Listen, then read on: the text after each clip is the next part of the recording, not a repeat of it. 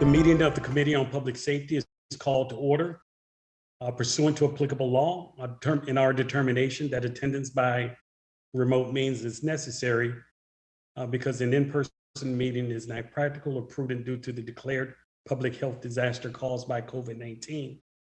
This meeting will be conducted by video conference. We have just two items this afternoon. Item number one, resolutions 2021-787 is a call for hearings on strategies to combat dangerous drag racing and drifting events on public and private property.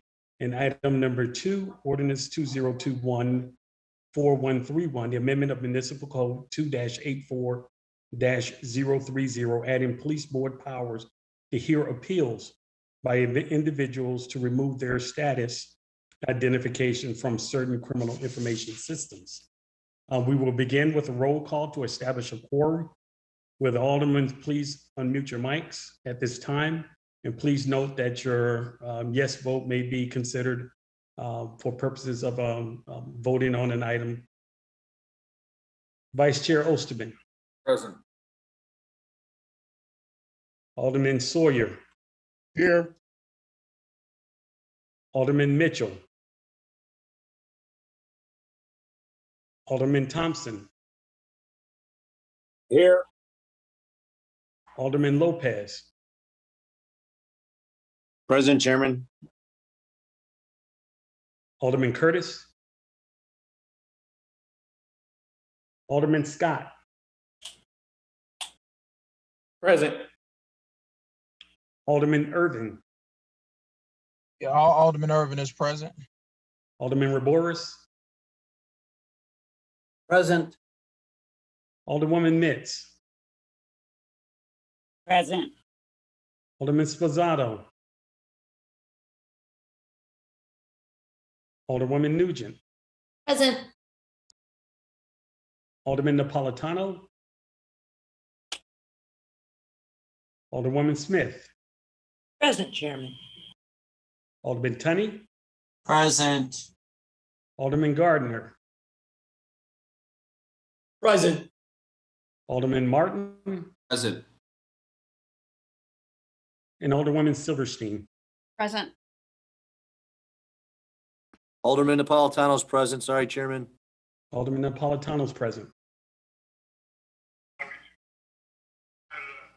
We have 17 members present. We do have Chairman, a quorum. Greg Mitchell, quorum. We have 18 members present. We do have a quorum. For those members that are not members of the committee, for those council members that are not members of the committee, you will be recorded present based on your logging on to the conference call. So we do have you captured as being present for today's meeting. At this time, we will begin the public comment period. We have one speaker. Each speaker, the speaker will be limited to 3 minutes. Our first speaker and only speaker is Mr. Kaiser. Mr. Kaiser, are you present? Yes, Mr. Chairman, I'm present. Okay, Mr. Kaiser, you can begin. You have 3 minutes. Good afternoon, and thank you, Chairman Telefaro and members of the council for the opportunity to speak today. My name is Craig Kaiser, and I represent the thousands of members of a community organization called Streeterville Neighborhood Advocates and the residents of 8 communities engaged in our Sound Management Coalition. Many of you have previously received emails from us outlining our proposal to address illegal mufflers. I don't need to tell you about loud vehicles and bad driver behavior. You've experienced it yourself. We believe, however, that the focus on unruly motorcycle rider behavior is misdirected, and that asking CPD to focus on motorcycle gatherings is an inefficient, tactical, and nearly impossible task. We believe that a more effective, strategic, and sustainable approach is to focus on the existing federal law that makes it illegal to modify or remove the manufacturer's installed factory muffler exhaust system. This law requires a matching number be stamped on the muffler and on the vehicle for easy enforcement and prosecution. Chicago City Council has passed and subsequently enhanced several ordinances which provide fines and other consequences for violating this law. Our research has shown that enforcing these laws is not complicated and it works. We have been working with CPD on ways that we can support them in implementing this strategy based on what other communities have proven. We are asking you the following. Please support CPD in focusing on the illegal muffler strategy, not motorcycle gatherings, through a winter pilot program we have proposed in the 1st and 18th districts focused on cars. There won't be that many motorcycles this winter. This winter pilot provides a time to gain experience so that we are then ready for the motorcycles in the spring. Number 2, please support CPD with the resources they need, such as the training in identifying mufflers, modified mufflers, aftermarket mufflers, etc. Number 3, city records suggest that violators are not being held accountable. We ask you to track the public record of fines levied and paid, and then do what is necessary to assure that the courts are holding violators accountable. 4th, please support a culture shift by meeting monthly with CPD to assess the success of the program, assess their needs, and then publicly communicate progress to the community to show that you are serious about this issue. Number 5, lastly, please know that the residents of the city stay ready to assist and partner with you in this effort in whatever way is needed. Thank you again for your time. Thank you, Mr. Kaiser, for joining us today and the comments that you made. There are no other further speakers. Each of you should have received by email a copy of the Rule 45 report for a meeting that was held on July 27, 2021. Are there any questions or comments from the committee members? There being no questions or comments, can I get a motion to approve the Rule 45 report by the same roll call vote as applied to determine a quorum? So moved, Chairman. So moved by Alderman Reborius. Hearing no objections, the Rule 45 report is hereby approved. As stated earlier, we do have 2 items on the agenda. We will call the first one out of order. The first item is ordinance 2021-4131. It's an amendment to Municipal Code 2-84-030, adding police board powers to hear appeals by individuals to remove their status identification, excuse me, from certain criminal information systems. We have joining us today, Mr. Guion Foreman, the president of the police board, and Max Caproni, the executive director of the police board. Before we go into questions and comments, I ask that members of the committee please use the raise your hand function, and also non-committee members to use the raise your hand function as well. I will call committee members first in the order in which their hand were raised, followed by non-committee members. Mr. Guion Foreman and Mr. Max Caproni have joined us. And I believe Mr. Max Caproni has an opening statement with regard to the proposed ordinance. I'll give the opening statement, Chairman. Good afternoon, Chairman Taliaferro, Vice Chairman. Good afternoon, Guion. Members of the committee and members of the City Council. I'm Guion Foreman, President of the Chicago Police Board. The ordinance before you grants the Police Board the power to consider appeals by persons seeking removal of status identification from the Chicago Police Department's Criminal Enterprise Information System, or CEIS.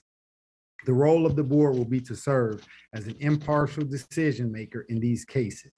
We are committed to performing this duty with independence as we undertake a thorough review of the information presented in each appeal and render a fair, unbiased decision. As the new CEIS is finalized, we will have a better idea of the challenges the system presents to those who are listed on it.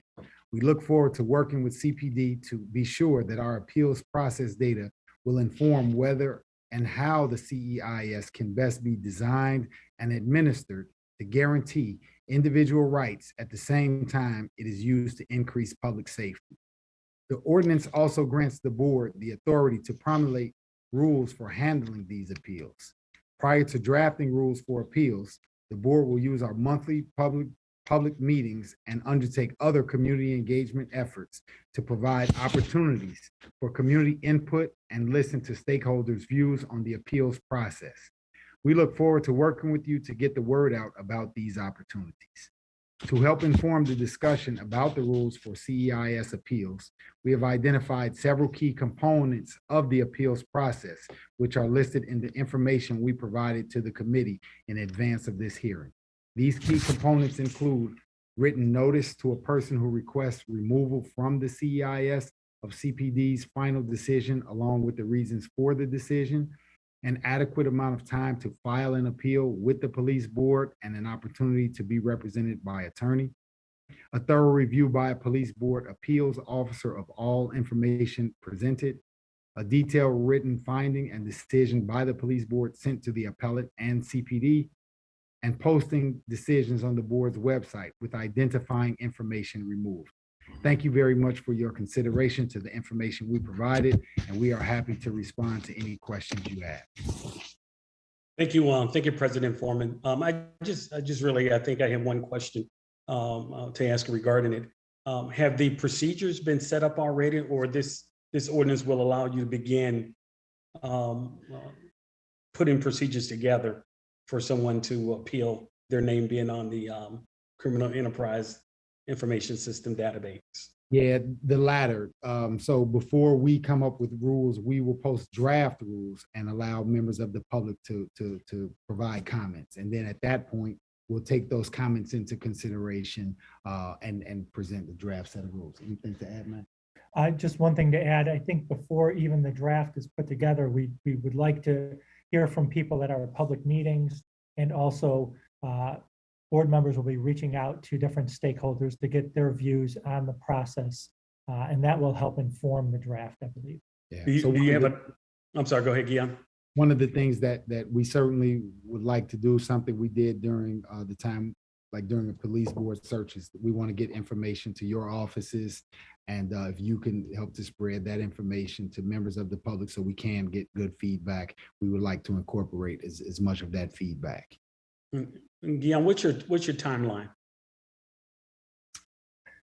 I believe the CPD is on track to get CEIS up and running.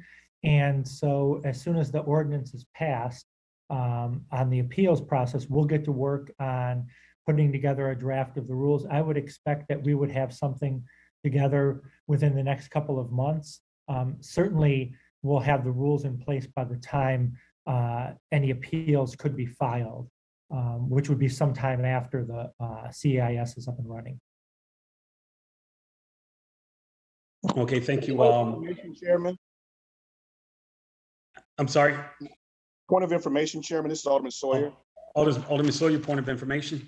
As it relates to your question, when is CEIS going to be up and running in and of itself? So I think that's outside of that. That's probably a question for CPD. That's under their control. I don't know that I have an answer to that. Thank you.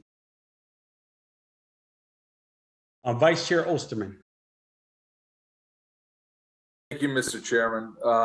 And thank you, Mr. Foreman, for outlining that. I think part of my question is more fundamental, and it's, I'll say, sequencing. And I would say that the first time I heard the term criminal enterprise information system was at the CPD budget hearing.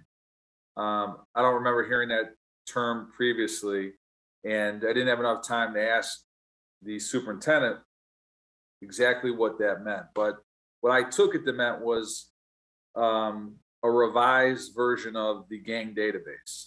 And that's not for you to answer, that's for CPD to answer. But I guess my more fundamental question is, we're setting up an appeals system, which I think is an important thing to do, given the glaring concerns that have been raised by a lot of Chicagoans, as well as studies by the Inspector General's office about the old gang database.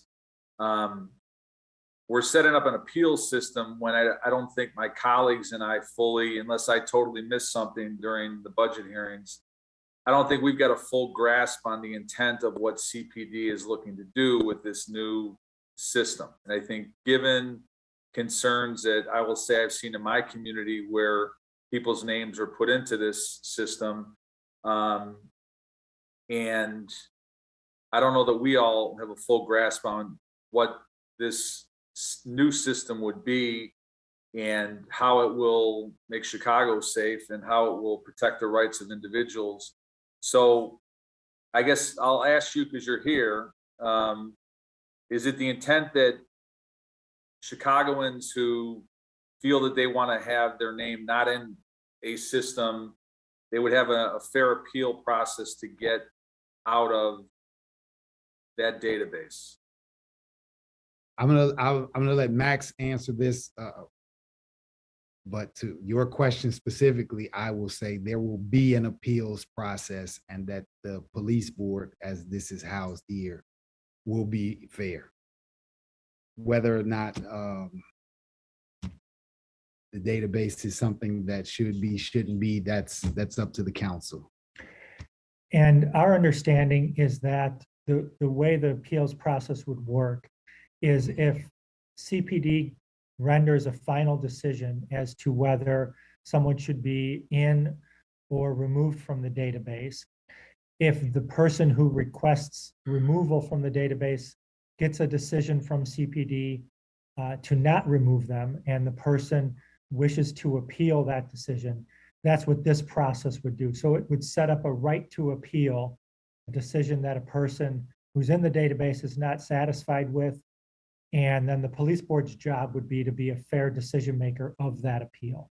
So I Okay. hope that helps answer. And again, I'm asking you guys the questions about something that you're going to set up. And I think my colleagues and I, or I'll specifically say myself, I've got concerns about the front end of it, right?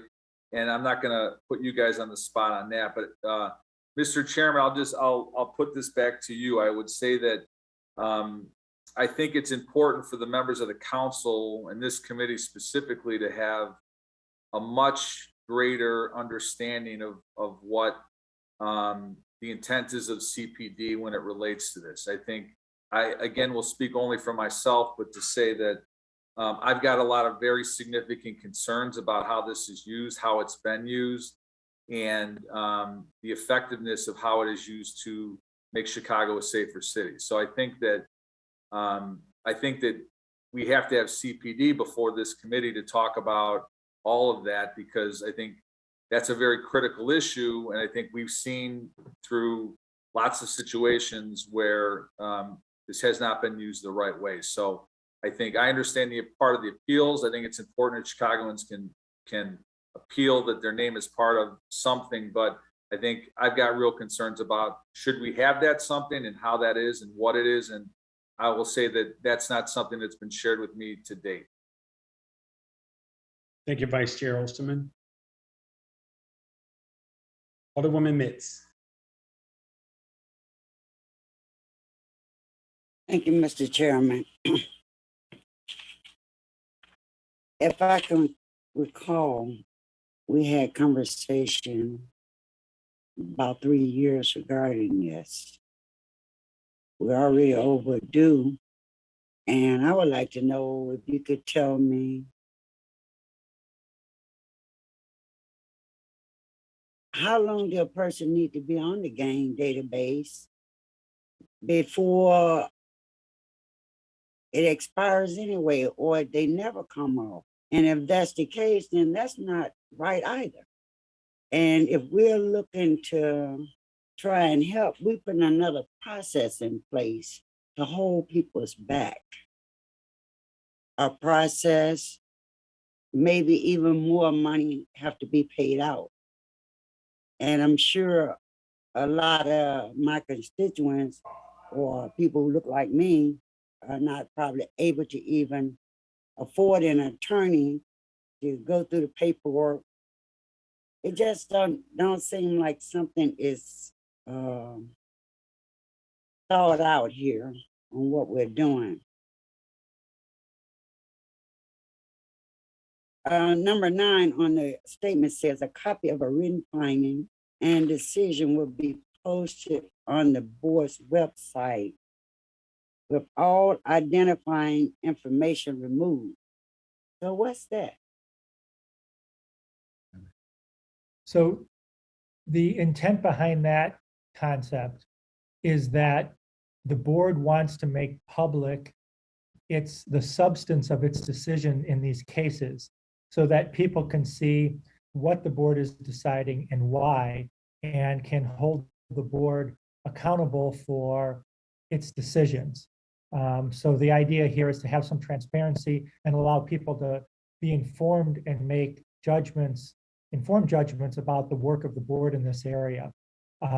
The identifying information of the particular individual who appealed, that would be removed to protect the privacy of that individual so that people wouldn't know a specific individual was ever in the database, ever filed an appeal. So we'd keep that out of the decision, but the substance of the decision, what the decision is, why the board is making it, we feel that it would be important to let people know that so that people can evaluate the board's work.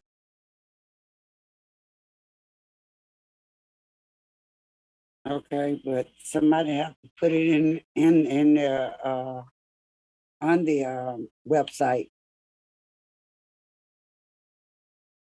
Yeah, and Chairman Mitz, Chairman Mitz, I do want to Okay.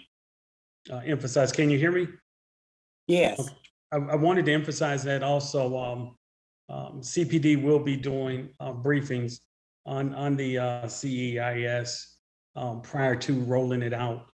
So as they get closer to rolling out the database or the enterprise system or information system rather, we will make sure that, and I will make sure that we set up briefings so that a lot of questions that you may have and others may have, we'll be able to discuss that with them.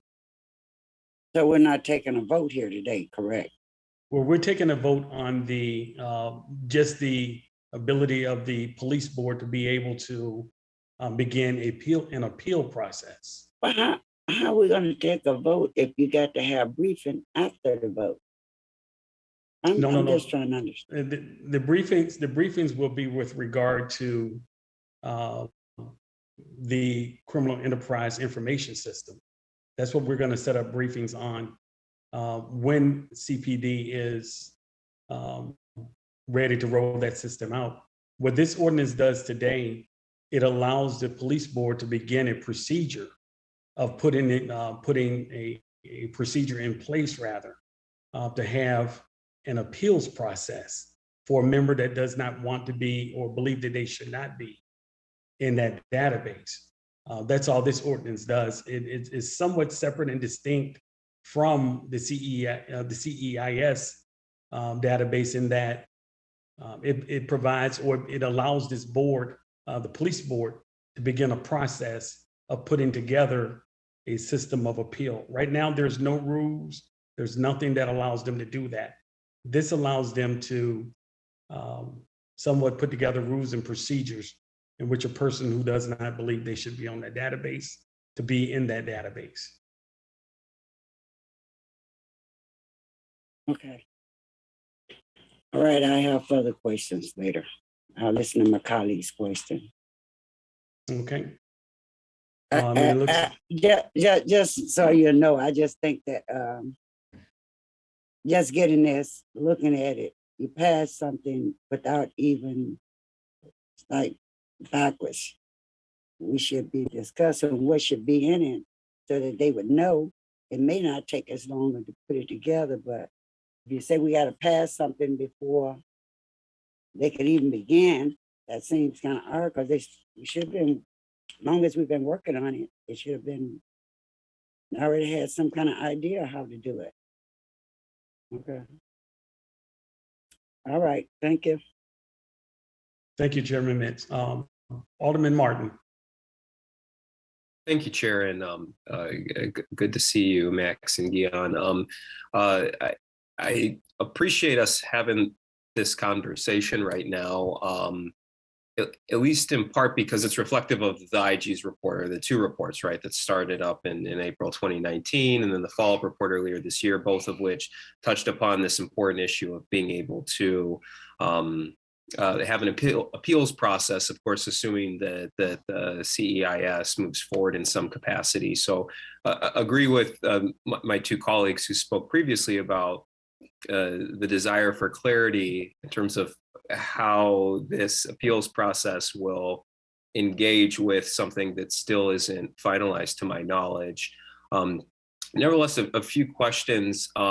Wondering if either of you have thoughts around notification in terms of individuals who are placed or labeled as gang members in the new system, and not asking like exactly what you think should happen, but if there are trade-offs that you see here, because at the end of the day, of course, what we're here to talk about presupposes that individuals are being informed of their inclusion into the system. So what are your thoughts about how to provide that notification in an efficacious way? So the board believes that if CPD is going to make a decision about a request of someone who asks for removal, CPD, we believe, should provide written notice to that individual and explain why they made that decision. So if a person requests removal of from their status in that system, CPD should be able to give them a decision and notify them what that is and explain why they made that decision. And so that person would be informed and be able to make an informed decision about whether to appeal to the police board. So we think that's an important component of the appeals process. Do you have any opinions or guidance with regard to how, if at all, folks are notified proactively of their inclusion in this new system? I think that's a step removed from our involvement in the process. I'll turn that over to Guion. Yeah, I mean, I have some personal opinions, but I think it's outside of the scope of what the police board is being asked to do with this. And so I'll hold my personal opinions for that. From the appeals process, you know, I will say I think that if I were in the CEIS, I would want to know. But what we're talking, our job is to focus on the appeals. Okay, I can appreciate that. When we're talking about, say we move this forward, the proposal sometime soon, but CEIS doesn't get off the ground for a little while, is it your expectation that this appeals process and the rules that you'll promulgate involving it will only go into effect with the new system, and it's not the existing set of gang databases that the appeals process would apply to? Yeah, as it stands today, the powers that I think you are being asked to vote on is to give that power to the police board for CEIS, not for anything that exists prior to CEIS. Okay, two final questions. One, how are you all thinking, and I know this isn't set out just yet, about attorney representation or administrative assistance otherwise? Because as I think it might have been Alderwoman Mitz indicated, this could be a somewhat complicated process that isn't necessarily intuitive to the average Chicagoan, or at least some Chicagoans who might find themselves labeled. You know, there are times where we provide folks with assistance as a right. Sometimes we don't. This is an interesting situation. It's kind of an intersection in some ways of criminal and administrative issues.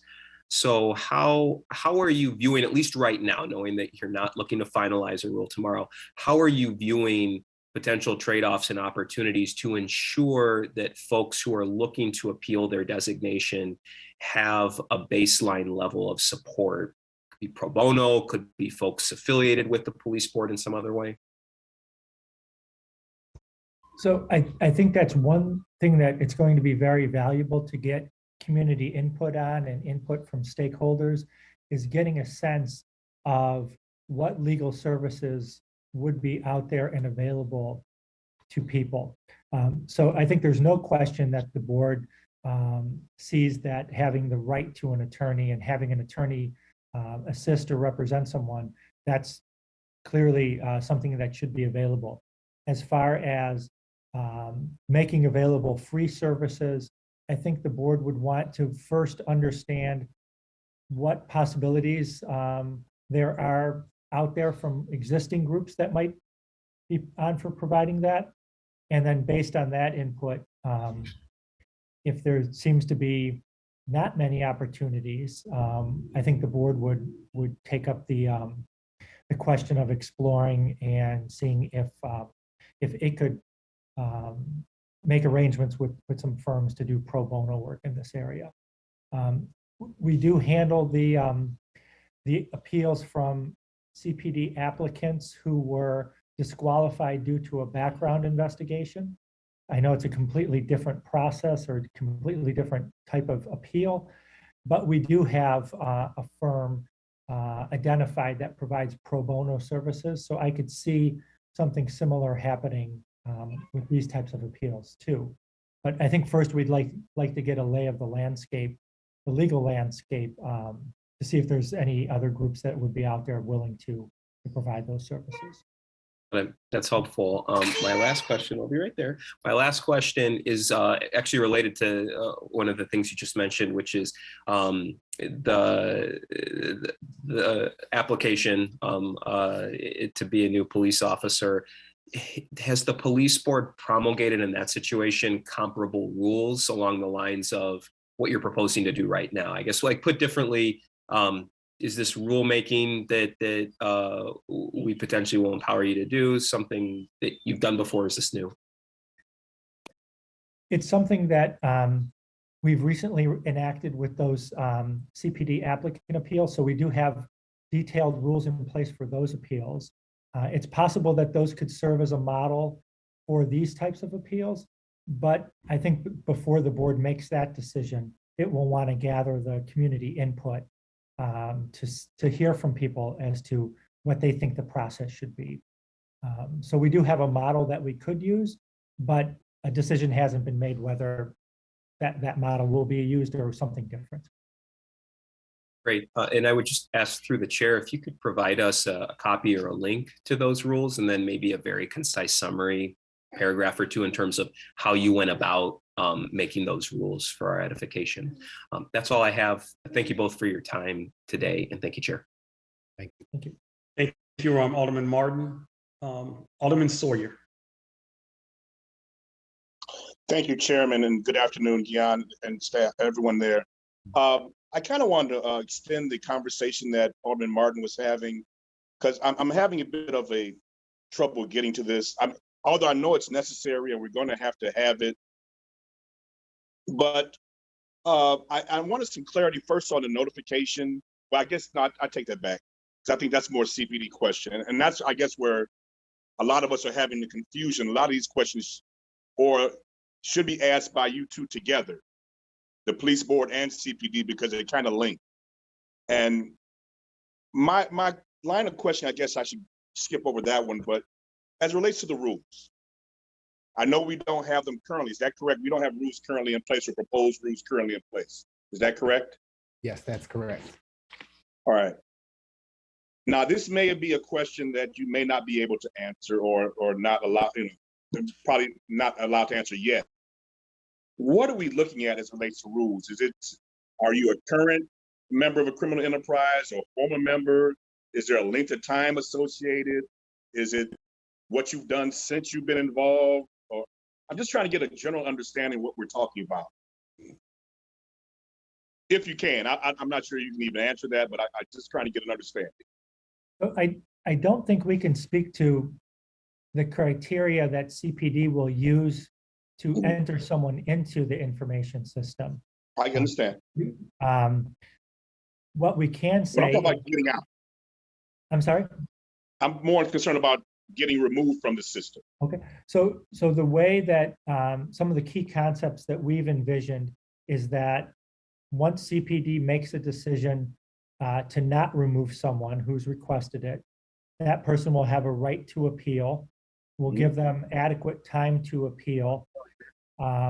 Once they do appeal, what we're looking at now is CPD will then have the burden of showing that that person did not meet the criteria for removal. So CPD has to demonstrate to the police board that the person is in the system appropriately.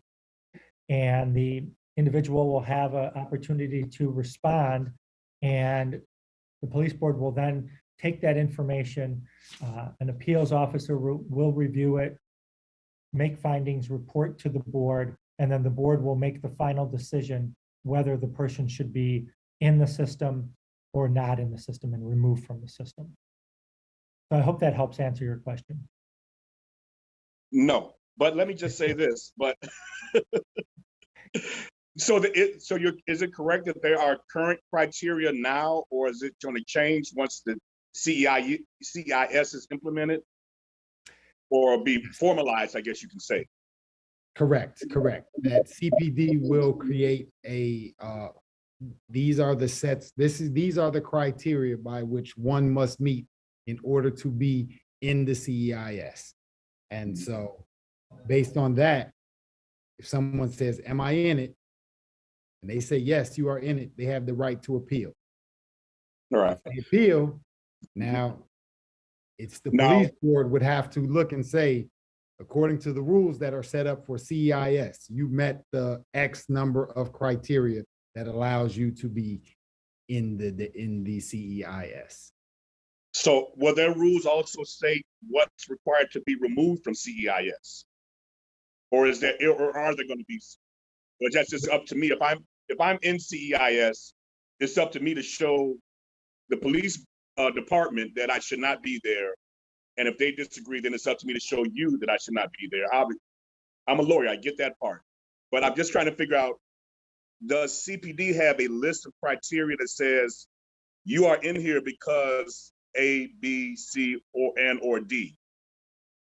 So that's an upstream question, sir. I understand, yeah. That's why I'm kind of confused, because I know in order to get what you need, I guess a lot of us have questions with CPD about what their rules are going to be, and it's a bit confusing. And I know, and I don't mean to obstruct what you all are trying to do, but I really want to know what CPD is going to list as criteria, so that we know what could be appealed and what cannot be appealed.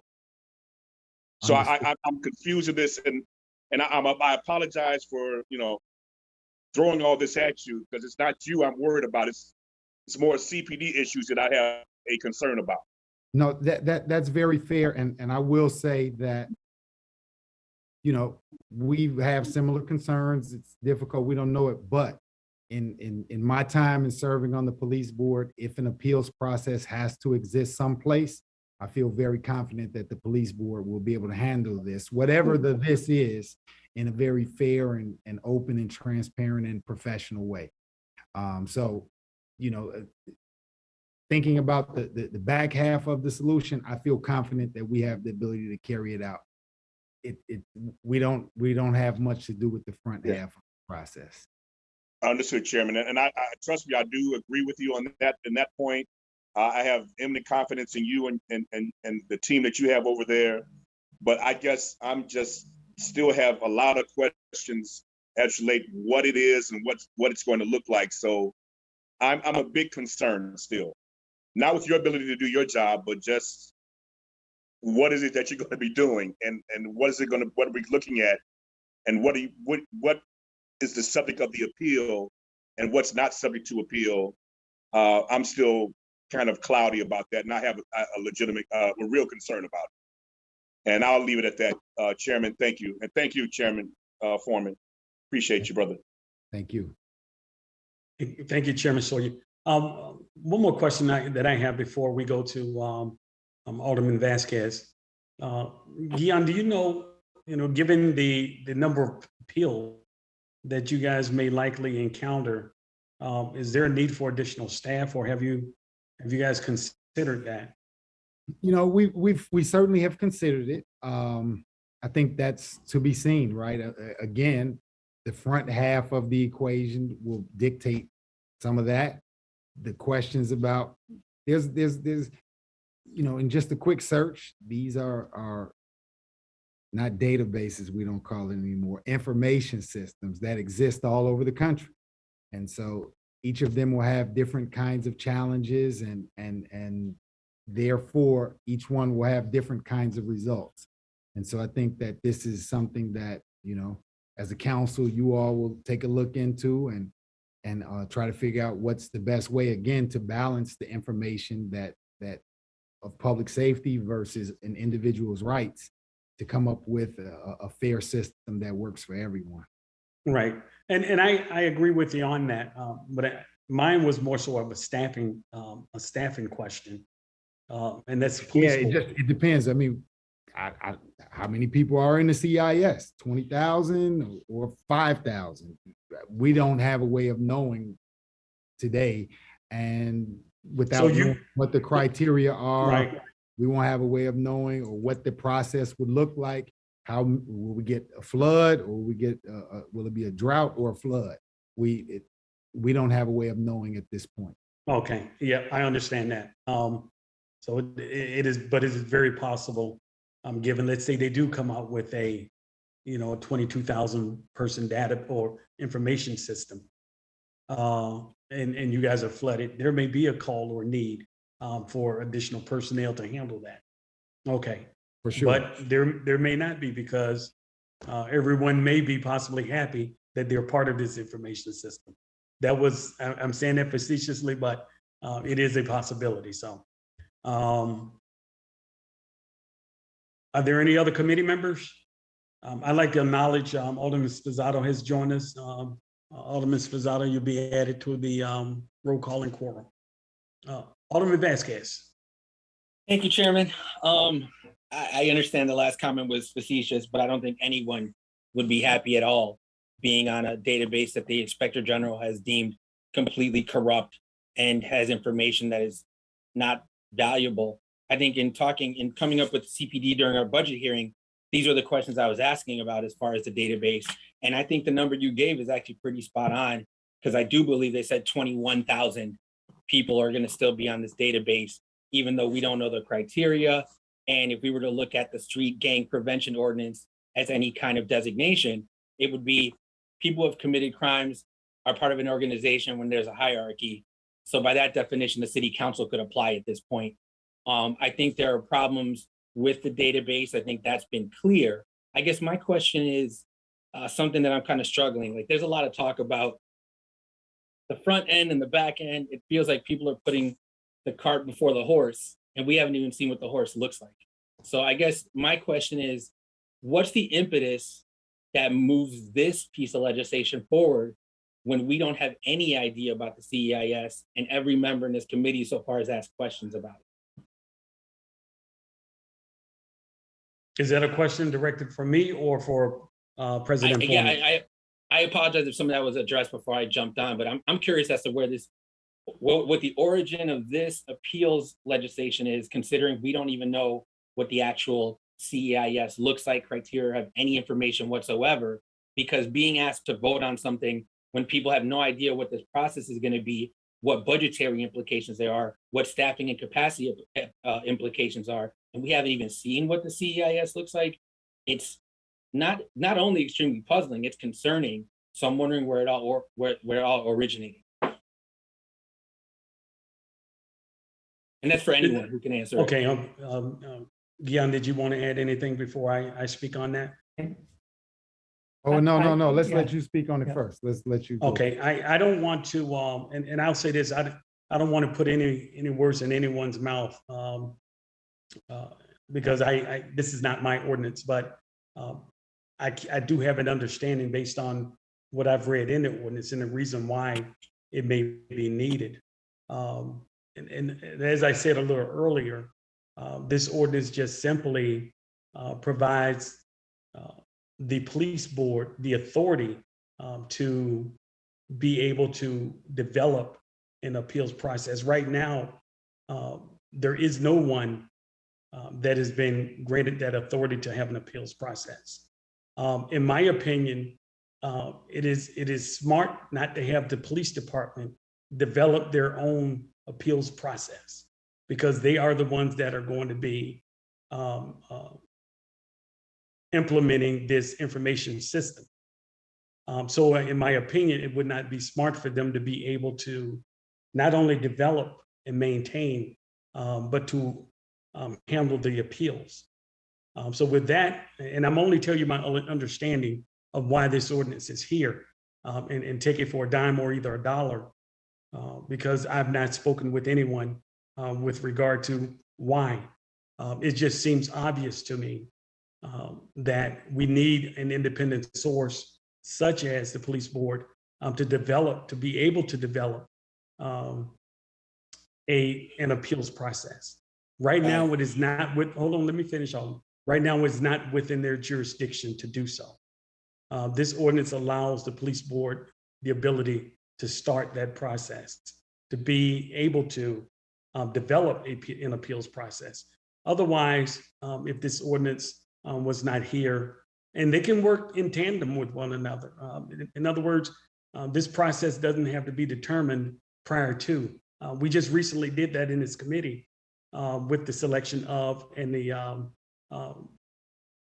procedures that will be implemented by this new police commission that'll be up and running in January.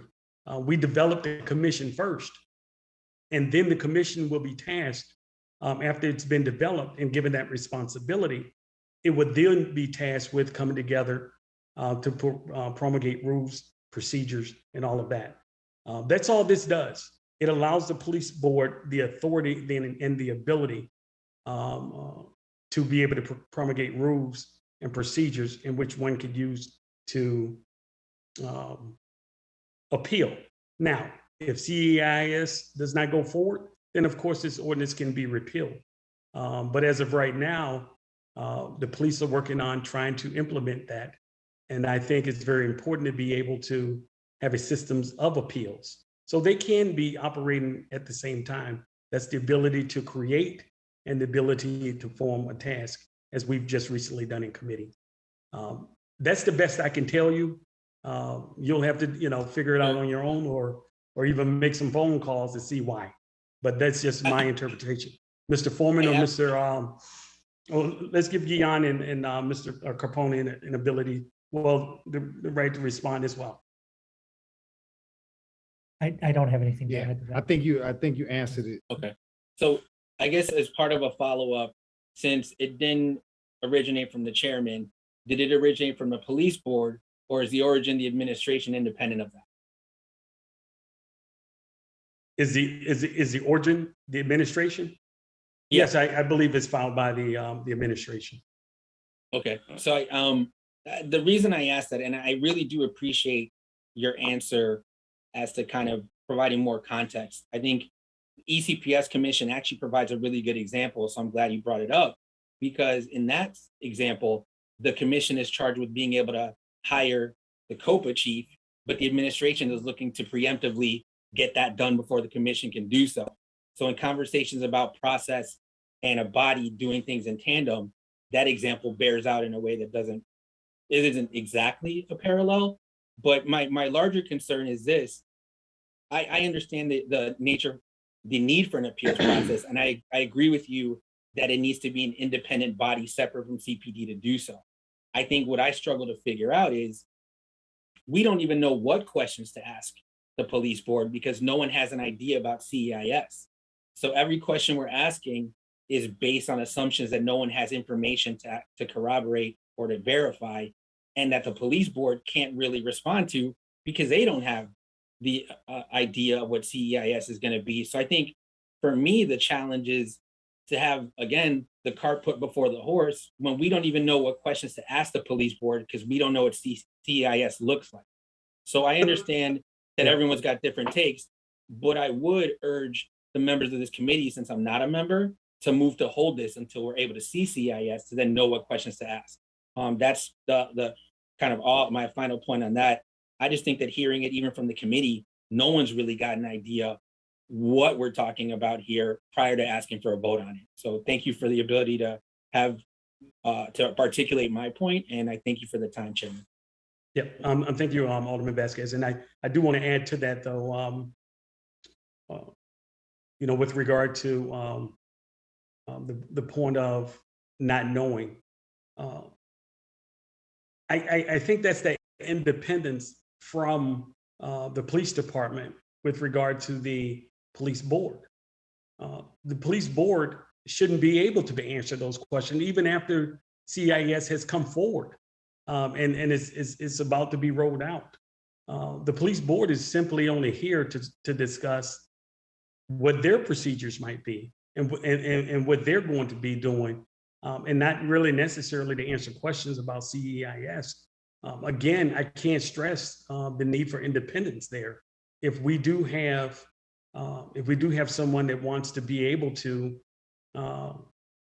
take their name off of that system, then I would agree with you that, and I hope you agree with me, that this police board needs to be independent. And so them being able to answer all of the questions that are being asked about CEIS, I'm somewhat happy that they can't answer, because they should be able to answer what's in front of them and what they've been tasked or trying to be tasked to do, and that's create a system of appeals. So that's all I have with that. Looks like Alderman Martin has his hand up, unless you had a response, Alderman Vasquez. Yeah, I would say I do agree with you as far as the independence. My concern is the one that you framed in your questioning. If we don't know the staffing need or the budgetary implications, to vote on something could become an unfunded mandate when we have problems figuring out our budget now. So I think it just leaves more questions than answers, but I do appreciate your point, and I agree that it should be independent. So thank you for that, Chairman. Thank you, Alderman Vasquez. Looks like Alderman Martin has his hand up. Yeah, one quick question. Was wondering, with regard to folks who are appealing decisions involving their application to be police officers, I think, Max, you mentioned that there's a firm that provides assistance. Is that pro bono, or is that a line item in the police board's budget? No, that is pro bono assistance. So that is not, the firm is not affiliated with or paid by the police board. It's a firm that has decided to provide those services on a pro bono basis as part of their mission, but it's not something that we required of them or pay them to do or anything like that. Last follow-up for that. Hypothetically speaking, if the police board were interested in having some entity provide similar assistance to individuals who want to appeal their designation in CEIS, would the preference to start, again, this is just hypothetical, be to look for like similar pro bono assistance? Yeah, I would think that would be probably important. I would think that would be important, just kind of given the nature of what we're talking about. I would think that it would be important that people would have good representation when deciding, even if they should appeal in the first place, that they should have good representation rather than, you know, this is a process that clearly we're all even having challenges with. And so I wouldn't want a person who doesn't understand the entire process to do it on their own without counsel. Thank you. Thank you, Alderman Martin. Alderman Vasquez, did you raise your hand again? No, my apologies, Chairman. Okay. Thank you. There being no further questions and no further hand raised, can I get a motion for the approval of this item by the roll call vote that was taken to determine a quorum? So moved. May I ask who's speaking real quick? So moved by Alderman Thompson. Chairman, All those in favor? Sawyer as a no. Sawyer. Okay, hearing no further objections. Can you mark Martin as a no as well, please, Chairman? Okay, hearing no further objections, I do have Alderman Sawyer and Alderman Martin recorded as no. This matter is hereby passed and will be reported out at the next city council meeting of October 14th, 2021. Let me thank you, Guion and Max, for both appearing before the committee today. We certainly appreciate your time and your commitment to the city by your service on the police board. So we thank you very much. Thank you. You're Thank very you. welcome. The next item, the final item on the agenda is Resolution 2021-787, which is a call for hearing on strategies to combat dangerous drag racing and drifting events on public and private property. We do have joining us today, Brian McDermott, the Chief of Operations with the Chicago Police Department, Sean Lagram, the Commander with the Chicago Police Department, and Tom Carney, First Deputy Commissioner with the Chicago Department of Transportation. Let me welcome each of you to our panel today. And I also want to give an opportunity to Alderman Travaris, the chief sponsor of this resolution. Alderman Travaris, do you want to, Travaris, would you like to open this up with any questions or comments? Yes, thank you, Chairman, for allowing this hearing, and to the members, to my colleagues who signed on as co-sponsors. You know, I want to thank the 8th District Police Department, the men and women of the Chicago Police Department of the 8th District, for all that they're doing to addressing this concern. And the reason for this resolution is because I want to work with everyone as partners to addressing this concern that's just, you know, every day we're getting concerns from residents. One of the corridors for drag racing is Pulaski Road that stretches from the Stevenson Expressway south to 87th Street. And residents who live nearby Pulaski Road have witnessed excessive speeding, reckless driving, loud screeching of rubber tires, and vehicles doing donuts in large parking lots. One resident told me that these vehicles are racing at high and dangerous speeds, usually during the morning hours of Saturday and Sunday between 3 a.m. and 7 a.m. when there are fewer vehicles on the street. They're going excess of 60 miles per hour or more. You know, there's during the Mexican Day festivities, there was leading on social media of a driver doing a donut in downtown and losing control of the car and crashing into a light pole and hitting a pedestrian. So in terms of like, here are my questions. In terms of impoundment of vehicles, can Chicago police officers tow cars that drag race along corridors by getting their license plates?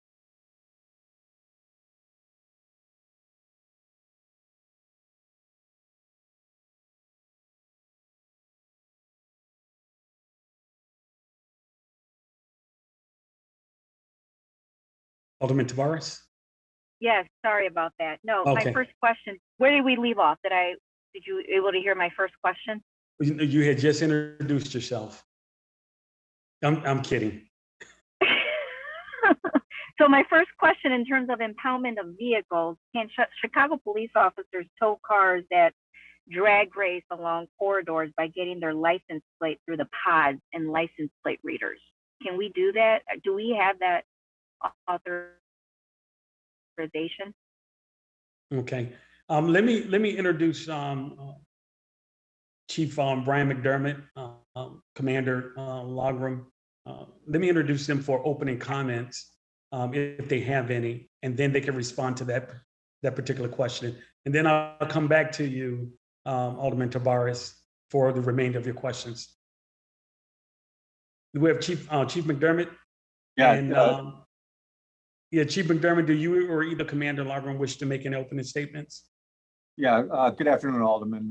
First, I'd just like to thank you for inviting me and Sean to join you guys in this meeting here today. And we look forward to working with you guys to find any potential solutions or ways we can enhance our plan moving forward to address the drag racing and the drifting issues. And I can assure everybody that these issues remain a top problem for the Chicago Police Department. So I'm just going to make a couple of brief comments if you're okay with that. Yes. These problematic sports bike culture is based on trick riding, loud burnouts, drifting, flaunting the law, and otherwise drawing attention. Often riders wear cameras to document their tricks and their outrageous behavior. The large packs of motorcycles converging on downtown area is not just a Chicago problem, but has been observed in every major metropolitan city across the nation. CPD has worked with cities such as Los Angeles, Miami-Dade, Pittsburgh, Honolulu, El Paso, Cincinnati, Albuquerque, Columbus, and Oklahoma for best practices. Each of these cities have met with limited or no success when they encountered the same issues that we're encountering here in Chicago. The most promising of their plans seem to focus on the railing points. We do have multiple different technologies that help us aid in the enforcement of these actions. We did have noise detection technology that we used in 2020. There was a 90-day trial period. There was a large amount of false positive hits with the noise detection technology. We no longer use that. We have moved on to what's called brief cam technology. That technology can identify anytime there's 5 or more bikes driving within the city. We do have that technology at 9 different locations within the city, in the 1st district, the 18th district, the 19th district, and the 2nd district. We also have our license plate readers and our POT technology. Obviously, we all know that's one of the greatest technologies we have. It aids us tremendously and helps solving some of the vehicle hijacking issues we have. We haven't had the same amount of success with it with the drifting and the drag racing due to the fact that a lot of the motorcycles don't have plates on their vehicles, or they do whatever they can to cover it up so we can't capture those license plates with the technology that we have. They also wear helmets and masks, so it's hard for the pods to identify them, by capturing their faces. We do have a plan in place citywide. A lot of it does focus on capturing these people at their railing point. We have had some success with that. One of the largest organizing groups no longer organizes here in the city due to the fact that we were able to head them off during one of the plans that we implemented earlier in the year. They now organize their rallies out in the suburbs. Our motorcycle abatement plan calls for a multi-tiered plan in which anytime we observe on open source social media that there's going to be a railing point somewhere in the city, we put this plan together where we identify a deputy chief to be the incident commander. There are predetermined TAC teams that do report to the incident commander. We also have a community safety team or an area team and a sergeant that are assigned to that plan. We will assign a legal officer to help advise us on what we can and cannot afford. And if the helicopter is up and running, we do have that up to assist us. We do also have Commander Lochran, his personnel at the traffic section to help assist the districts. And we also did run a number of enforcement missions over the last year, including one to address the drag racing in the 8th district that Alderman Tabaros was just talking about. We did run that mission on the 10th of July and on the 16th, 17th, and 18th of July over the summer. To address the Alderman's question about the drag racing and whether or not we can impound vehicles, we can impound vehicles for drag racing. As far as if we catch a car on camera and can we go back in time if we identify a license plate and impound that vehicle at a later date, I think that's a question I would have to present to our law department to find out if we could do that. Or Sean, I don't know if you have the answer to that, but I would have to present that to our law department.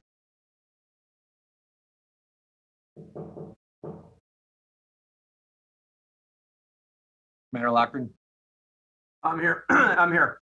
Yeah, as far as using the pod cameras or any kind of cameras for the enforcement of drag racing is defined by any 2 vehicles or more than vehicles more than two vehicles that are effectively competitively driving. So trying to speed in advance of each other over a distance. Alternatively, it's also if it's a single car that's driving in a fixed course or a fixed period or a location, racing against time. So those two things are going to be kind of difficult to determine based on pod cameras. What is probably more effective, the use of video technology, is if the SDSC rooms in particular or OEMC is monitoring an incident of that kind of behavior, and then we dispatch personnel to that scene, and then we actually determine based on what the actual observations of the issuing officers in their enforcement action, if it's appropriate at that time. That's probably a more effective use of video. I think it would be too complicated to determine. Also, your video technology cannot necessarily determine your driver. It focuses on license plates and vehicles themselves. So in order for you to write a moving violation, you have to definitively determine who that driver of the car is. You can affect that enforcement action. And we're not always 100% on the pod cameras if they have tinted windows or if they have something obstructing the view to prevent from the what's observable. Thank you, Commander. Alderman, if you don't mind, if I could just make a couple more brief points and then we could open it up to questions. So there are a number of different obstacles that we face. Primarily, the bikers and the drag racers very rarely ever stop. They often don't have plates, so their plates are obstructed. A lot of times, like I said earlier, their identities are concealed by masks or helmets. And we do have a very restrictive vehicle pursuit policy that prevents us from chasing these motorcycles and these vehicles when they decide not to stop. But one last point I'd like to make, we really can't go back in time. I don't think in impound vehicles that we observed on pod that were drag racing, let's say yesterday. But one of the tools we do have, if we can identify a vehicle that flees from us and we can't stop it, we can fill out what's called a notice for vehicle impoundment, and we can impound that vehicle at a later date. So that depends on a couple things, which is the vehicle fleeing or eluding the police, and us being able to positively identify that vehicle either based on its license plate number or the VIN number, which is the vehicle identification number. And that's all I have right now, Alderman. Thank you, Chief. Before Alderman Tabares, before we come back to you and then to Alderman Lopez, I believe Tom, First Deputy Commissioner Carney has an opening statement as well. And then we will go back to Alderman Tabares, followed by Alderman Lopez. Yes, thank you, Alderman. Thank you to the committee members for allowing us to participate today at this hearing. Short statement here. CDOT works in close cooperation with other city departments, including the police department and OEMC, to address various traffic safety issues that create unsafe conditions. This includes speeding and other types of drag racing activity. CDOT has also worked with various wards and community groups throughout the city to identify and implement hard infrastructure improvements to combat illegal driving activities. There are a number of potential remedies we assess and employ where appropriate, including new pavement markings, various signage, installation of speed humps, and roadway engineering improvements such as bump outs, chicanes, cul-de-sacs, and traffic circles. We at CDOT understand that drag racing can be a serious quality of life issue, and we stand ready to assist wherever we can. Thank you again, and I'm happy to help answer any questions as well. Thank you, First Deputy. Alderman Tabares. So my next question is, in terms of like suspending, in terms of those individuals who are pulled over for drag racing, is the city authorized to suspend driver's license? Can we work with the Secretary of State to suspend driver's license of those who are pulled over for drag racing? Alderman, that's completely up to the courts. We haven't worked with the traffic courts on that issue in the past, but it is something that maybe we could reach out and see if we could work together with them in the future. Explain to them the impact it's having on the community.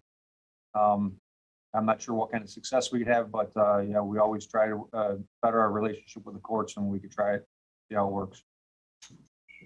when we find that these vehicles are congregating in parking lots, can those vehicles be cited for other infractions like tinted front windshield, no plates, concealing of plates, non-street legal tires? So we're limited in what we can enforce on private property. Certain things like handicap parking, city stickers, parking in fire lanes, are the things that, and our general orders allow us to enforce right now. So when vehicles are in violation of drag racing, like besides speeding tickets, can they be cited for spinning tires or damage to streets or?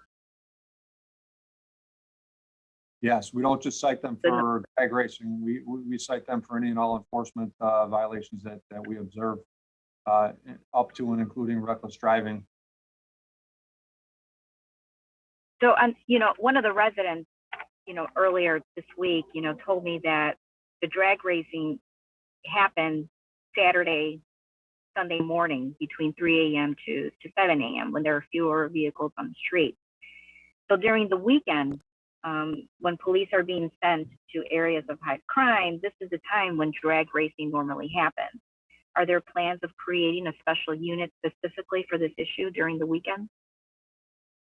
So we don't have plans to create a specific unit, Alderman, but one of the things that we are doing is we're sending, as you know, we talked about at the budget hearings, the CST was being sent to multiple different places throughout the city, including the areas. So Area 1, which includes the 8th District, starting tomorrow, will have an area team with additional resources that we can deploy and adjust hours to help address some of those concerns up and down Pulaski Avenue. So with those extra resources, we should be able to address those concerns.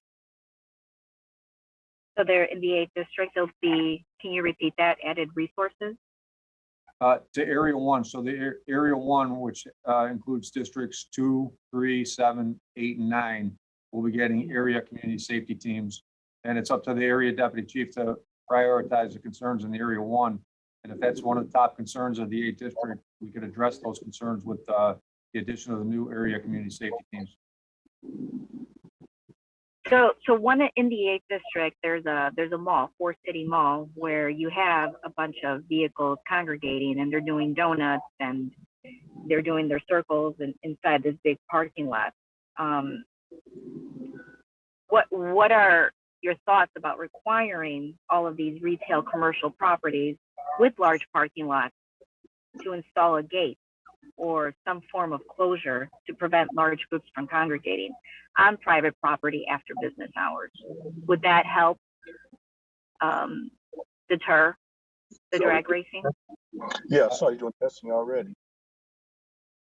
Yeah, sorry, someone's not on mute. Alderman, yeah, I think depending on the parking lot and the location, I think the gates could have a positive effect.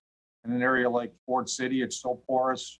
You can get in there 100 different ways. I remember during the days of civil unrest last May and June, Ford City got looted pretty hard and people were just coming over the curbs on Cicero Avenue, up and down 75th Street. There was no keeping them out. So I don't think a gate at Ford City would be helpful just because of how porous that location is. Well, I want to thank the Chairman Taliaferro for allowing to have a hearing on this drag racing resolution, such an important public safety concern here in the 23rd Ward, with residents not be able to sleep with such a loud noise of these vehicles speeding down Pulaski Road. And I want to thank the community organizations too who have brought this to our attention, the Archer Heights Civic Association and the Scottsdale Neighborhood Watch.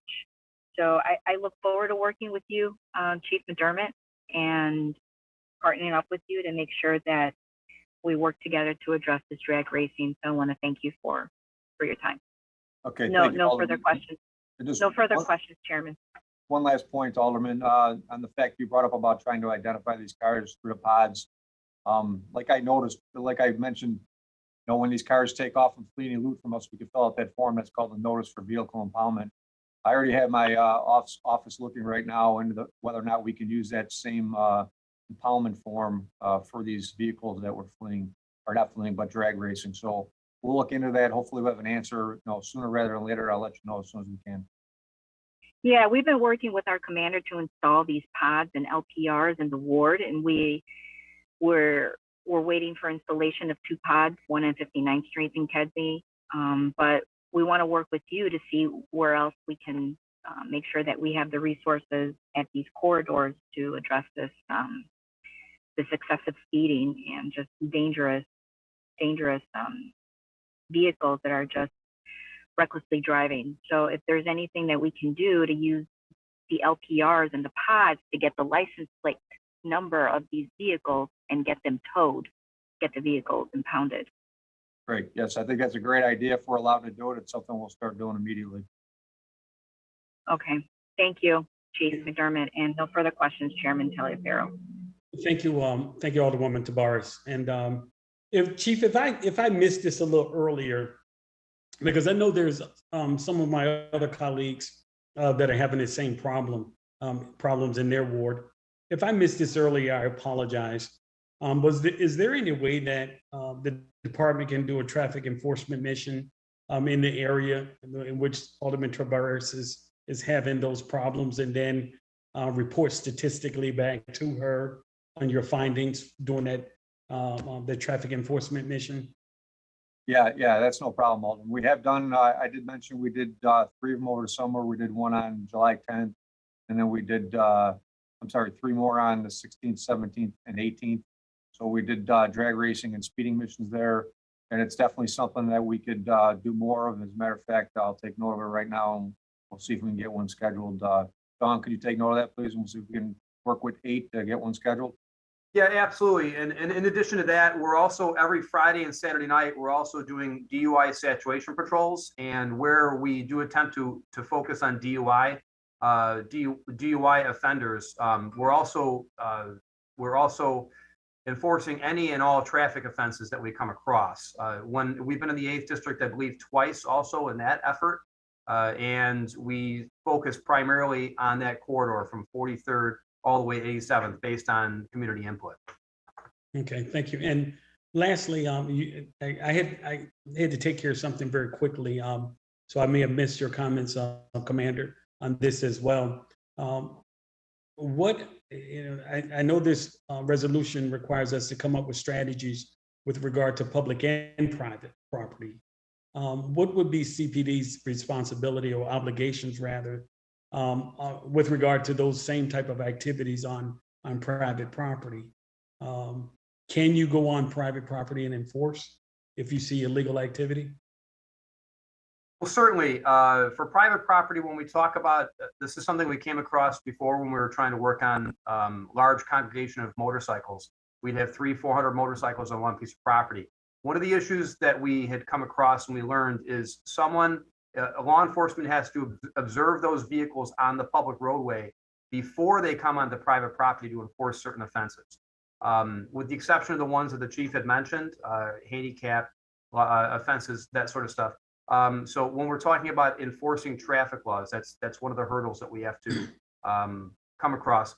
And we have on occasion when we know that there's going to be a gathering of this sort of activity, and we know through history and past practice, we know it's going to be a big mess, right? So we'll try to put police officers on the grounds in advance, and that way they can say they'll take note of which vehicles are coming in off the public roadway and on a private property. Then it changes the situation. We also do have an option. If it merits it, we could enforce disorderly conduct or reckless conduct. Those actions that are on private property, if they're so egregious to where that they rise to the level where they're a threat to other person's well-being, then we can take an appropriate action in that regard too.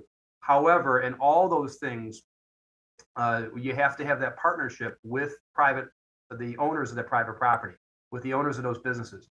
We have found that the congregation of those individuals that are gathering with motorcycles, drag racers, even those individuals that we're talking about, We have found time and again that those businesses are not, the owners of those businesses are not as concerned as law enforcement and not as concerned as the voting body. In fact, we've also found that in previous practice in dealing with suburban agencies, suburban law enforcement agencies and suburban municipalities, at that time, they were not as concerned about these gatherings. We're revisiting that with these different agencies. That was at the beginning when we saw this was a problem that was emerging. So they may have changed their opinion. I know business liaison sergeants and community engagement officers have gone out and explained the circumstances to where they really need to be concerned with those congregations. And when somebody is harmed, when somebody's injured, there is a civil liability on their part because they essentially allowed it to happen. They will eventually come around when we explain it in those terms what the ramifications are. But from the get-go, most of those businesses are not as concerned as we are. Thank you, Commander. And if before we go through Chairman Mitz, if you could, after you conduct those traffic missions, in an area that Alderwoman Tavares is emphasizing, we need to come up with some type of strategic plan. If you could give me those statistics so that I can report back to the committee on the actions taken by the department, I certainly appreciate it. And I'd like to make one more point too, if you're okay. Yes. So one of our strategies does consist of our business liaison officers. Every district does have one, working with the property owners at some of these problem locations, especially in the 8th district. Because if these motorcycles and drag racers want to congregate on private properties, nothing we can do about it. But if the business owners don't want the people hanging out there, they can sign complaints for criminal trespass. But we still have to give a dispersal order. So if we have the cooperation of the owners, we can go in and we can disperse the motorcycles and the drag racers. And if they don't want to leave, then we can have them arrested on signed complaints for criminal trespass. So that is a strategy we can use. And it has been used once we tell them that the owners don't want them there. They do move on, but the problem is they find, like in the 8th district, it probably has more businesses than the other district in the city. They just find a new parking lot to go to and they keep moving from spot to spot. Thank you, Chief. I apologize, Chairwoman Mitz. Alderman Lopez did have his hand up, then followed by Chairman Mitz. Alderman Lopez. Thank you, Chairman. Sorry, I actually just got disconnected. Forgive me, Chairman Mitz. Good afternoon, everyone. I wanted to ask a few questions. First off, I've heard a number of possible citations that could be issued. How many citations actually have been issued up until this point for all of these various actions that you guys have been taking to try to curb drag racing? I don't have that number, but I'm sure it's a lot. We've also totaled a lot of vehicles too. I could see if we could put together and get back to you, Alderman. If you could provide us through the chair the arrests and the impoundments, that would be great. How many times have you guys been able to use the geolocation warrants on these individuals' phones to arrest them or to issue arrest warrants for them? I don't know that that's been done for drag racing and the motorcycles. Ask why not? I haven't heard of any cases of that. Is that a strategy that you are looking at? Because it would seem that if we know that they're posting on social media, that we should be able to use their cell phones to put them in a location when you can't necessarily determine who they are or what they look like because of a mask or a helmet. Yeah, I'm not sure if I exactly understand what you're saying. You're talking about when we have a large group of people gathered in a parking lot and we put a geo fence around it and find out who's there and get a warrant on their phone? Yes. Yeah, it's something I can look into. I don't know how viable it is or how much success we can have with it, but definitely I can look into it and see what our options are. Well, I'm just surprised that that's not a tool that we're using now anyway, because it would appear that you've listed all of you have listed off a litany of ways that people can evade capture, from the very simple not stopping to everything else that you've spoken about for the last 10 minutes. And what concerns me is that I don't think I'm hearing a lot of solutions to actually end this. And I think the best way to end this is if we are able to identify them through using either their like Google warrants or whatever you guys call them, or other things of that nature, to put them at the location because of how they're broadcasting what they're doing, knowing full well that they are in fact videoing and sharing on social media. So I would just ask that you incorporate that as part of the solution that we're here to talk about. And I think, Chairman, too, perhaps that we should also look at requiring, to Alderman Tabaras's point, to requiring individuals to close their parking lots, either with metal chain or gate, because I know that's something that we've started in my ward with some of the businesses, to require them to start doing that voluntarily. And I think that's something that we need to expound upon as well. We cannot give them harbor because they're just playing whack-a-mole with the police department. So that's my 2 cents. But thank you for having this. Thank you, Alderman Tabaras, for bringing it. These individuals are like water, it's like squeezing a balloon with these guys. We'll squeeze them in 6 areas, in 6 districts. They're going to go to 6 different districts. So we need to be prepared citywide and not just bouncing around district to district. Thank you. So, thank you, Alderman. I'd just like to make one quick point. We appreciate. Hold on, Chief McDermott. Sorry, go ahead. Make sure I recognize you before you proceed. Go ahead, Chief McDermott. Sorry about that, Alderman. So, yeah, we appreciate any and all possible solutions. Anything that we could potentially implement, we're be more than happy to try. One of the problems I see with the solution Alderman Lopez just gave is the issue I brought up with people gathering on private property. So just because we know there's a bunch of people on private property, we can't even lock them up for criminal trespass without giving them a dispersal order prior. So we can't go back after the fact and say that these guys were in a parking lot based on a search warrant we did on their phone and then have them arrested for it without giving them having an owner that wants to cooperate, that says he doesn't want the people on the property. And even if the owner does want to cooperate, we still have to give the people at the location a dispersal order, and we have to give them a reasonable amount of time to leave. So it is definitely something we'll look into, but there are a couple of potential problems that I see with it. Thank you. Thank you, Chief. Thank you, Alderman Lopez. Chairman Mitz. Thank you, Mr. Chairman. There was something that the chief had mentioned earlier regarding tenant windows. And I want to know, I think he said that there was little he could do. And I did some research and working with the law department on the tenant windows. They pose a problem, but the state amps the city's rule. And I want to know if it's a safety issue. And if no one see it being a safety issue, I think we have far more tenant windows now. And if you don't ever solve that problem, well, we're going to get even more tenant windows. It's one thing when you are not allowed to have them in the back, but when they start doing the side windows, it's almost impossible for you to see in a car. Do that appear to be a concern of officers at all? I want to answer that. It's a concern to me, and I just want to know, am I just feeling that way, or do you all see that as being a problem? Chief.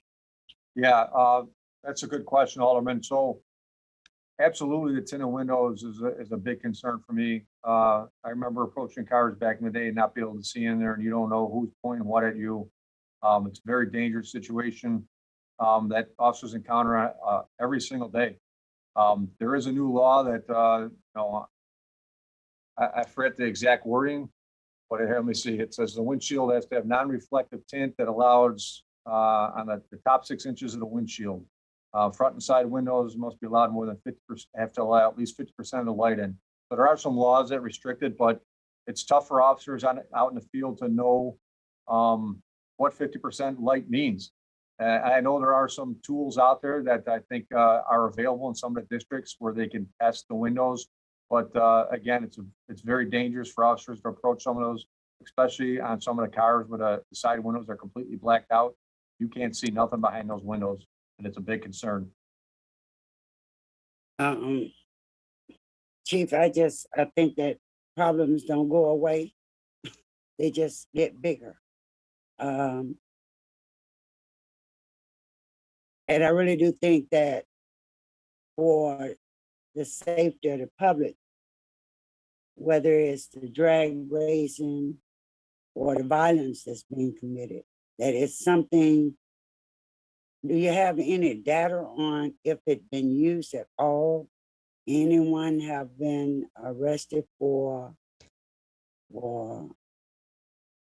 time for these wonders? Do we have any statistics on that? I don't have them available right now, but I'm pretty sure that's something that we should be able to look up and get back to you through the chair. I would appreciate it very much because I think that it's still something that need to be dug into a little bit more deeper because it's more and more popping up. Literally, I stood and just watched as cars went down the street, and it's unbelievable. So I don't know how we can do a great job when you can't even see who's behind the wheel. It is insane, absolutely insane, for not to be doing something on this particular issue. So that was my question, Chairman. Hoping that we can get some answers to some statistics or some direction that we need to move in from our law enforcement partners, law department, corporation counsel, on moving in a different direction here. Thank you. Thank you. Thank you, Chairman Mitz. Are there any other questions or comments? Okay, there being no further hand raised, let me thank Chief McDermott, Commander Longram, and First Deputy Commissioner Carney for joining us today.